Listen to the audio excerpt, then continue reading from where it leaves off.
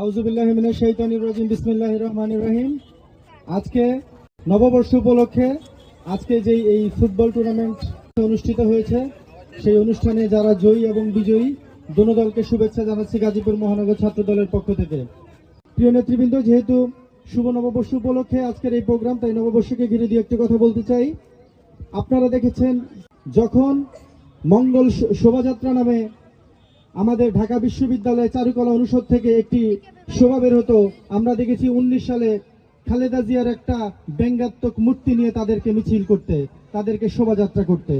সময় বেশি দূর যেতে হয়নি, মাত্র 2019 থেকে 25 এর মধ্যেই আমরা দেখলাম শেখ হাসিনার একটি দানবাকৃতি ফ্যাসিস্ট মূর্তি নিয়ে এদেশের মানুষ কিন্তু মঙ্গল শোভাযাত্রাকে বাদ দিয়ে আনন্দ শোভাযাত্রার মিছিল করেছে।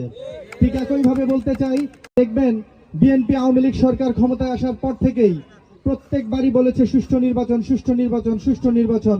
2025 সালে এসেও আমরা কিন্তু বারবার একই কথা বলছি, নির্বাচন। আমরা আগে যেই কথাই ছিলাম এখনো সেই কথাই আছি। নতুন করে কিছু লোককে আপনারা বলতে শুনবেন বিএনপি শুধু নির্বাচন চায়। কেন? বিএনপি সেই 2014 সাল থেকে এখন পর্যন্ত নির্বাচন চেয়েছে। কথা তো আমাদের একটাই আছে, কিন্তু আপনাদের চাওয়ার মধ্যে অনেক পরিবর্তন হয়েছে। কারণ আপনাদের দলের তেমন জনসম্পৃক্তি নাই। অল্প কয়েকজন লোক নিয়ে যদি ক্ষমতায় থাকা যায় তাহলে নির্বাচনের দরকার কেন? আপনারা শেখ হাসিনার আমলেও শুনেছেন আমাদের নির্বাচনের দরকার নাই, যেভাবে শেখ হাসিনা আছে ওইভাবেই চালাক। ঠিক একই সুর এখন আপনারা দেখতে পাচ্ছেন কিনা?